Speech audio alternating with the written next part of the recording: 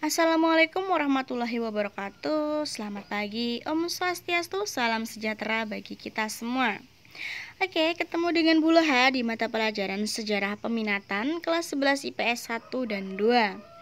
Nah, hari ini kita akan belajar tentang perlawanan terhadap kolonialisme dan imperialisme bangsa barat di Indonesia. Sebelumnya kita akan membahas tentang kompetensi dasar yang akan kita pelajari. Jadi kita punya kompetensi dasar pengetahuan 3.1 yaitu menganalisis respon bangsa Indonesia terhadap kolonialisme dan imperialisme dalam bidang politik, ekonomi, sosial budaya dan juga pendidikan. Kemudian untuk kompetensi dasar keterampilan 4.1 yaitu menyajikan hasil analisis respon bangsa Indonesia terhadap kolonialisme dan imperialisme dalam bidang politik, ekonomi, sosial budaya dan juga pendidikan. Seperti yang sudah teman-teman pahami, ini sudah untuk kolonialisme dan imperialisme bangsa barat itu sudah kalian pelajari di Sejarah Indonesia semester 1. Nah, di sana kalian membahas tentang kedatangan bangsa Portugis, kemudian bangsa Spanyol, kemudian perusahaan dagang Belanda yaitu VOC, dan juga perusahaan dagang milik Inggris yaitu East Indies Company atau Persatuan Dagang India Timur. Jadi ingat, nama Indonesia ketika masa kolonialisme itu dikenal dengan nama Hindia Belanda ya. Kalian sudah belajar tentunya tentang kebijakan-kebijakan yang pernah diterapkan oleh pemerintah kolonial Belanda. Ingat, 4 negara ini saling bersaing memperebutkan monopoli perdagangan rempah-rempah atas Nusantara, di mana ketika Portugis datang, mereka mencoba berperang di Kepulauan Maluku bersama Spanyol. Sampai akhirnya Inggris datang dan bekerja sama dengan Nusantara.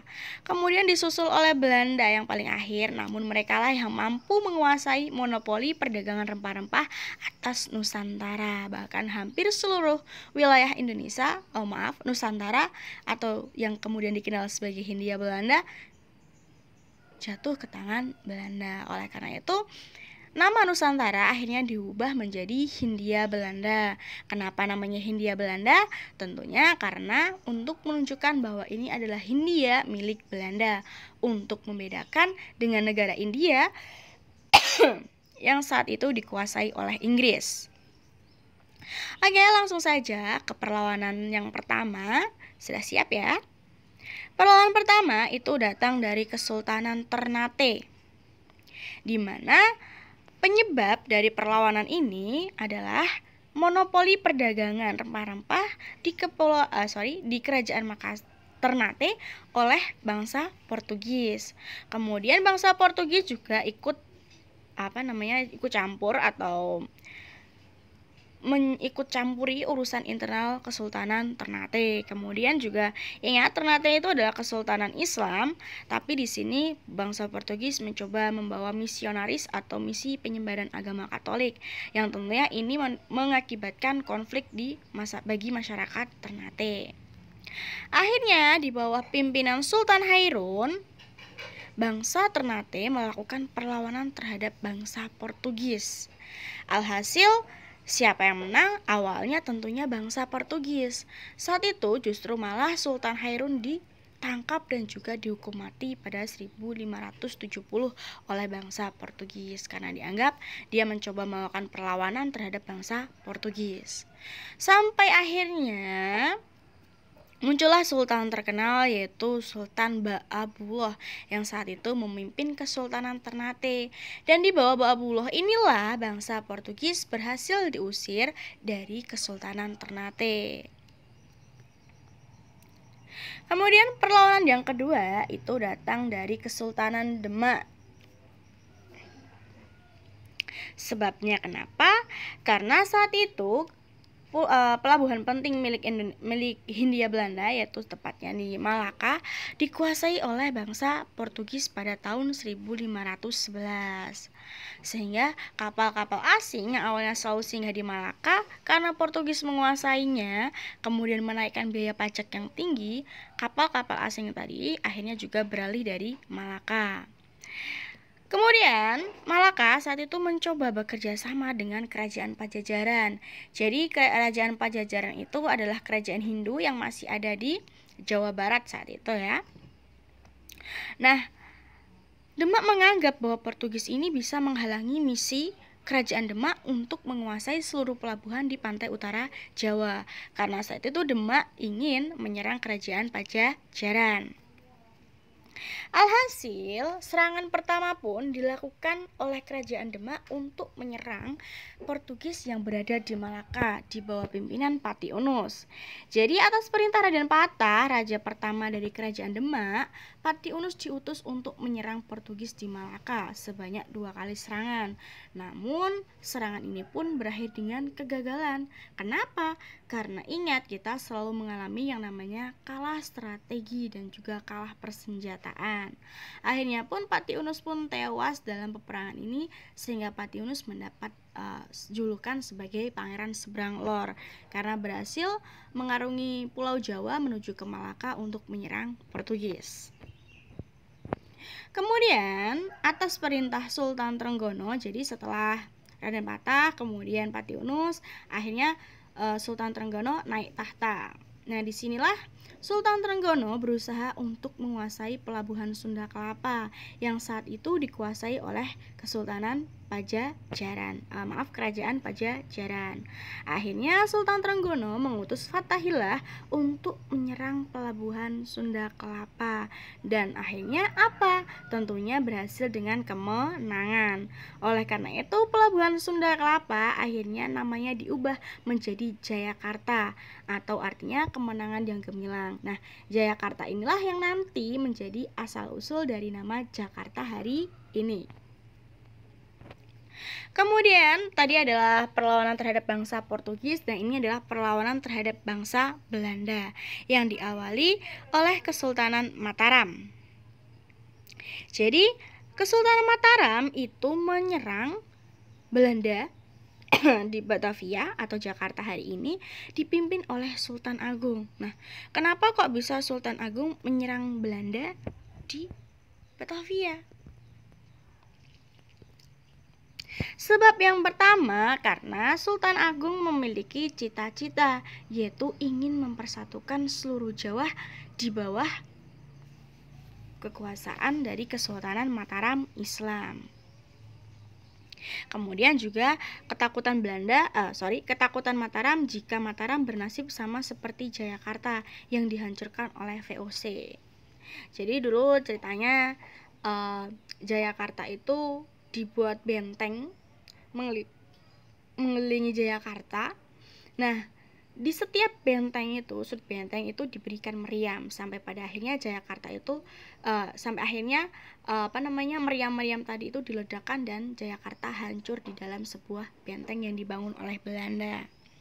Akhirnya Sultan Agung pun memutuskan untuk menyerang Belanda di Batavia. Nah, bagaimana bentuk perlawanannya? Jadi pada tahun 1628 dan juga 1629 di bawah pimpinan Sultan Agung, penyerangan terhadap VOC di Batavia itu gagal. Kenapa? Lagi-lagi karena kalah persenjataan dan juga kalah strategi. Jadi ini ada sebab dari kekalahan Sultan Agung ya dalam memimpin perang melawan Belanda di Batavia. Yang pertama jelas karena kalah persenjataan, Belanda sudah pakai senapan, kita masih pakai keris, tombak dan sebagainya. Kemudian kurangnya persediaan makanan. Jadi Sultan Agung sebenarnya sudah mempersiapkan daerah-daerah yang akan memberikan sumbangan logistik untuk pasukan Kesultanan Mataram di Tegal, Cirebon, dan Karawang. Namun, tempat-tempat persediaan makanan ini telah diketahui oleh Belanda sampai akhirnya Belanda membakar lumbung persediaan makanan milik Sultan Agung atau milik Kesultanan Mataram di Tegal, Cirebon, dan juga Karawang. Kemudian, jarak yang terlalu jauh dari Mataram menuju ke Batavia. Bayangkan saja dari Jogja menuju Jakarta, masyarakat Mataram itu jalan kaki, sangat jauh sehingga ketika sampai di sana, ya tadi kelelahan. Ditambah lagi mereka juga mengalami yang namanya kelaparan. Dan tambah parahnya saat itu wabah penyakit kolera itu banyak menyerang pasukan Mataram. Jadi saat itu Sultan Agung menyadari bahwa jumlah tentaranya tidak memadai untuk melawan tentara VOC. Sampai akhirnya pasukan Mataram itu membendung sungai. Namun dari sungai itulah yang menyebabkan penyakit kolera ini mudah menyebar, karena di situ mayat-mayat dibuang ya, sehingga ya jelas menimbulkan bau busuk dan mengakibatkan penyakit lain menular dengan cepat bahkan. Kemudian perlawanan berikutnya yaitu datang dari Kesultanan Makassar. Nah, jadi pemimpinnya adalah Sultan Hasanuddin. Sebabnya apa?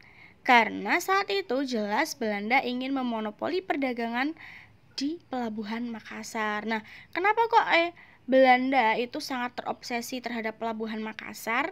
Karena pelabuhan Makassar itu letaknya strategis, berada di jalur perdagangan dari Malaka menuju Batavia dan kemudian baru transit menuju ke Maluku. Kemudian jatuhnya Malaka ke tangan Portugis yang membuat saudagar Arab, India, Melayu berpindah ke Makassar. Jadi seperti yang saya bilang di awal tadi, bahwa ketika kapal-kapal asing ketika Malaka dikuasai oleh bangsa Portugis, maka kapal-kapal asing berputar lewat Aceh untuk menuju ke Makassar. Jadi berpindah sehingga Malaka menjadi tempat yang sepi. Kemudian pelabuhan Makassar juga menjadi transit lada dari Kesultanan Banjarmasin. Jadi Makassar itu tempat singgahnya ya, dari Maluku dibawa ke Makassar. Jadi kayak dia tuh pelabuhan utama gitu ya, sebelum dibawa keluar lagi. Nah, jalannya perang seperti apa? Saat itu Sultan Hasanuddin bersama pasukannya melucuti dan juga merampas senjata milik tentara Belanda yang ada di Makassar. Jadi karena jumlah tentara Belanda yang sedikit, maka Sultan Hasanuddin dan pasukannya tidak mengalami kesulitan. Sampai pada akhirnya Belanda tahu berita tentang perlawanan Sultan Hasanuddin. Akhirnya Belanda mencari cara bagaimana mengalahkan Sultan Hasanuddin, karena Sultan Hasanuddin termasuk sultan yang cerdas sehingga dia sulit untuk ditaklukkan. Akhirnya Belanda mencoba menerapkan yang dikenal dengan nama politik divide et impera atau politik adu domba, yaitu dengan bekerja sama dengan Raja Bone yaitu Arupalaka. Jadi Bone itu adalah salah satu kerajaan bagian dari Kesultanan Makassar yang ingin melepaskan diri dari Kesultanan Makassar. Nah, apa yang terjadi pada akhirnya? Tentunya kekalahan bagi Makassar. Karena saat itu Sultan Hasanuddin menganggap kalau Sultan Hasanuddin melawan Bone yang dipimpin oleh Arupalaka, sama halnya ini Sultan Hasanuddin melawan masyarakatnya sendiri atau saling berperang dengan rakyatnya sendiri.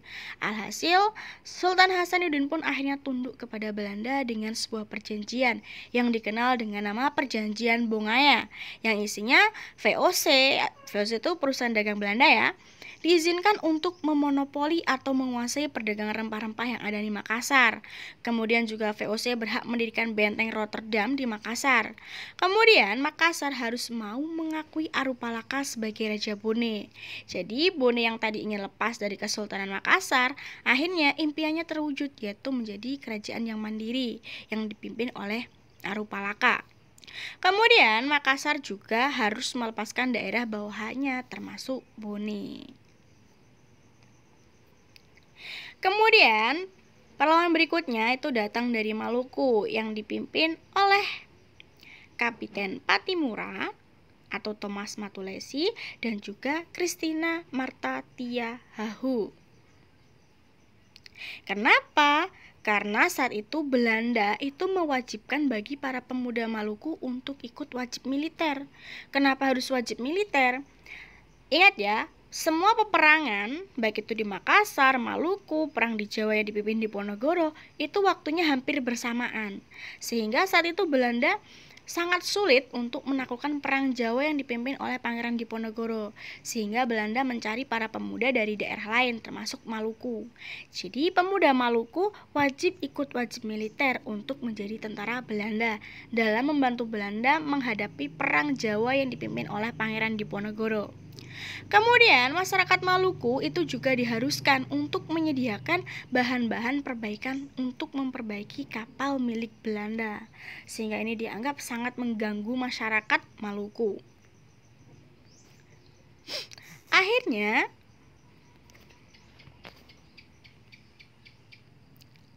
rakyat Maluku di bawah pimpinan Kapiten Patimura mengangkat senjata dan menghancurkan kapal-kapal milik Belanda dengan bantuan Paulus Tiahahu yang merupakan ayah dari Christina Marta Tiahahu dan berhasil menduduki benteng Dorstad di Pulau Sapana. Tapi apakah Belanda tinggal diam? Tentunya tidak. Belanda akhirnya melawan balik kekuatan Patimura dan berakhir tentunya dengan kekalahan. Dan ironisnya dan menyedihkannya, Kapiten Patimura pun berhasil ditangkap dan dia digantung di benteng New Victoria yang berada di Ambon.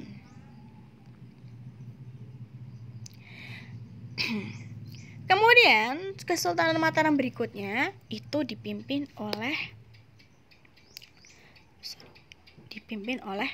Diponegoro. Jadi perang Mataram ini dikenal sebagai perlawanan dari Mataram ini dikenal sebagai perang Jawa karena kenapa? Hampir seluruh daerah di Jawa itu ikut berperang. Oleh karena itu perlawanan ini yang paling sulit ditaklukkan. Sebabnya apa? Karena saat itu ketika Mataram itu dikuasai oleh Belanda, banyak sekali bangsawan yang menyewakan tanahnya kepada pemerintah kolonial Belanda untuk dijadikan lahan perkebunan kopi, nila, tebu, dan lada. Nah, kemudian yang kedua, Belanda tidak menghargai adat istiadat masyarakat Mataram. Jadi masyarakat, karena orang Belanda itu orang barat ya, yang identik dengan minuman keras untuk menghangatkan diri. Nah, mereka menerapkannya di Mataram sehingga ini dianggap merusak adat istiadat yang ada di Mataram. Karena ingat, dalam Islam mabuk-mabukan kemudian meminum opium, jadi opium itu sejenis narkoba zaman dulu ya, itu dilarang kan dalam agama Islam. Kemudian yang menjadi faktor utama dari Diponegoro melawan itu adalah ketika Belanda mencoba membangun jalan baru dengan memasok patok kayu atau tanda di makam leluhur Pangeran Diponegoro. Jadi makam leluhur Pangeran Diponegoro itu mau digusur dijadikan jalan, sehingga ini membuat kemarahan Diponegoro.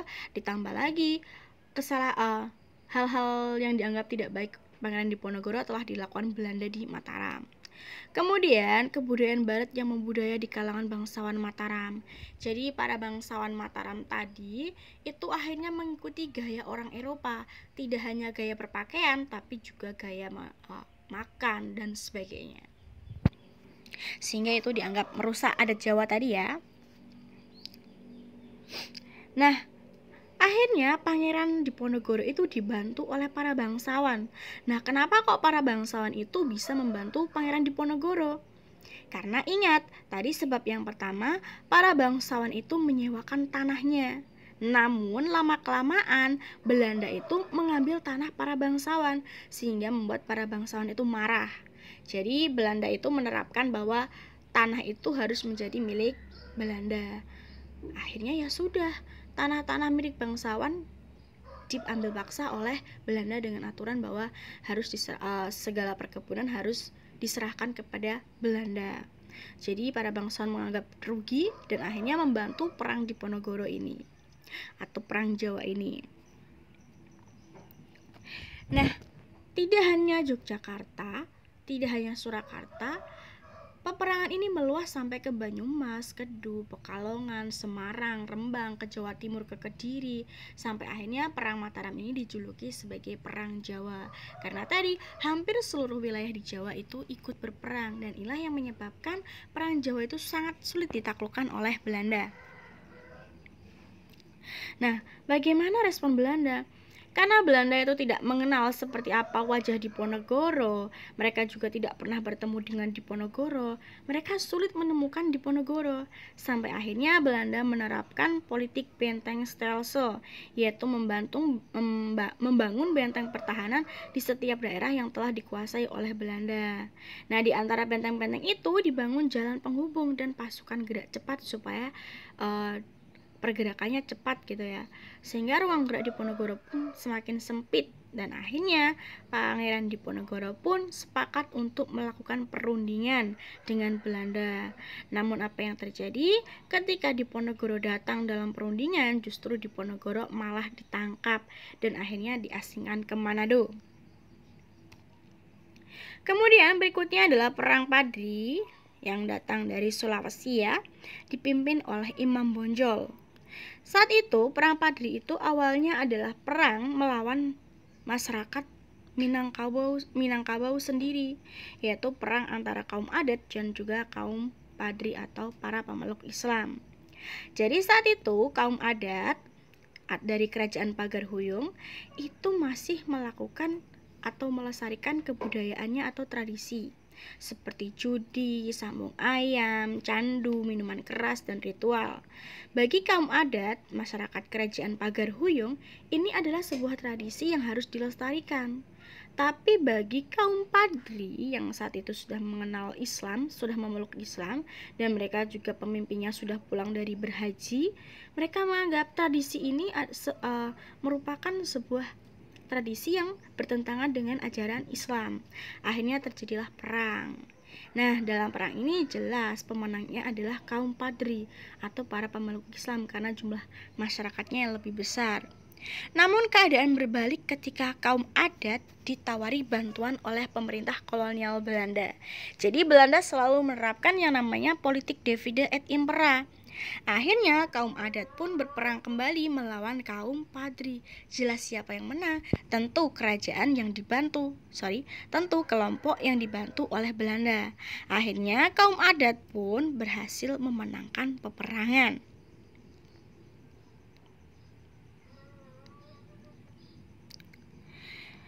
Kemudian hasil dari perang ini adalah kesadaran dari kedua pihak. Mereka sama-sama masyarakat Minang. Kenapa mereka mau diadu domba oleh bangsa asing yang tujuannya adalah memecah belah kesatuan dan juga persatuan. Akhirnya kaum adat dan kaum Padri pun bekerja sama untuk menyerang Belanda. Namun akhirnya apa? Jelaslah kegagalan. Jadi taktik yang digunakan untuk menangkap Imam Bonjol itu adalah taktik yang sama digunakan untuk menangkap Pangeran Diponegoro. Jadi benteng yang didirikan oleh Belanda di Minang ini adalah benteng Fort de Cook untuk menangkap Imam Bonjol. Perlawanan berikutnya atau perlawanan yang terakhir itu datang dari Kesultanan Aceh. Tentu kalian kenal mereka ya. Ada Teuku Umar, ada Cut Nyak-Dien, dan juga ada Cut Mutia. Nah, sebabnya apa? Di sini Belanda mencoba mewujudkan Pak Neerlandika. Jadi Pak Neerlandika itu adalah monopoli perdagangan rempah-rempah di Hindia Belanda. Jadi keinginan Belanda untuk menguasai seluruh perdagangan di Nusantara yang namanya kemudian diubah menjadi Hindia Belanda. Nah, Aceh itu adalah kerajaan yang paling terakhir ditaklukkan oleh Belanda sebelum seluruh Nusantara kecuali Papua itu dikuasai oleh Belanda. Nah, kenapa? Saat itu Belanda juga mengalami ketakutan terhadap Inggris. Akhirnya Belanda pun mengajak Inggris untuk bekerja sama dan disepakatilah Traktat Sumatera, di mana Belanda diberi kebebasan penuh di Sumatera atas persetujuan Inggris. Ingat ya, saat itu Sumatera itu tengah bekerja sama dengan Inggris. Nah, Belanda pengen menguasai Sumatera, jadi harus bekerja sama dengan Inggris untuk bisa menguasai Sumatera secara bersamaan. Kemudian Belanda juga menyerahkan Ghana di Afrika ke Inggris. Jadi Ghana itu adalah salah satu wilayah di Afrika yang saat itu dijajah oleh Belanda. Nah, karena Belanda ingin menguasai Sumatera, tepatnya saat itu adalah Aceh, Belanda menukarkan Aceh dengan Ghana. Jadi Ghana diberikan ke Inggris dan Inggris memberikan Aceh kepada Belanda. Kemudian Inggris juga diperbolehkan mengirim kuli-kuli kontrak ke Suriname. Kemudian pedagang Belanda dan Inggris mempunyai hak yang sama di Sumatera. Bahkan saat itu dikatakan dalam Traktat Sumatera, Inggris itu memberikan izin kepada Belanda kalau mereka mau menghancurkan Aceh, silahkan. Seperti itu.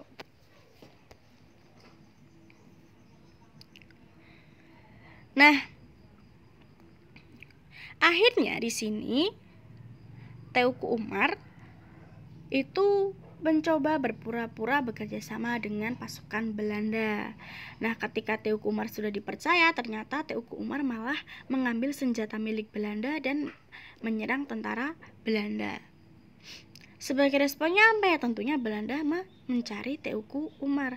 Sampai akhirnya Teuku Umar pun berhasil dibunuh oleh pasukan Belanda. Kemudian apakah semangat masyarakat Aceh berakhir begitu saja? Tentunya tidak. Perjuangan dari Teuku Umar akhirnya diteruskan oleh istrinya, yaitu Cut Nyak-dien. Namun sama Cut Nyak-dien karena satu sudah tua, sakit-sakitan, ya sudah, Cut Nyak-dien pun akhirnya berhasil ditangkap oleh Belanda dan diasingkan ke daerah Jawa Barat, bahkan sampai meninggalnya ya. Kemudian setelah Aceh dikuasai, Aceh dijadikan pusat budidaya tanaman kopi, tembakau, damar, dan juga karet. Tapi ingat, Aceh itu adalah kesultanan yang paling lama ditaklukkan oleh Belanda, karena mereka mengenal istilah mati satu tumbuh seribu. Jadi pahlawan Aceh itu meskipun satu gugur, akan ada pahlawan lain yang akan membantu dalam peperangan ini. Ditambah lagi saat itu Belanda juga kesulitan menghadapi perlawanan masyarakat Sumatera, karena kondisi kondisi geografis Sumatera yang berbukit-bukit dan Belanda tidak mengetahui medan Sumatera dengan baik. Nah, akhirnya inilah yang membuat seluruh Nusantara satu persatu dikuasai oleh Belanda, dan akhirnya Nusantara diubah namanya tadi menjadi Hindia Belanda. Nah, seperti itu. Terima kasih ya untuk hari ini. Untuk diskusi kita lanjutkan di tim. Terima kasih. Wassalamualaikum warahmatullahi wabarakatuh.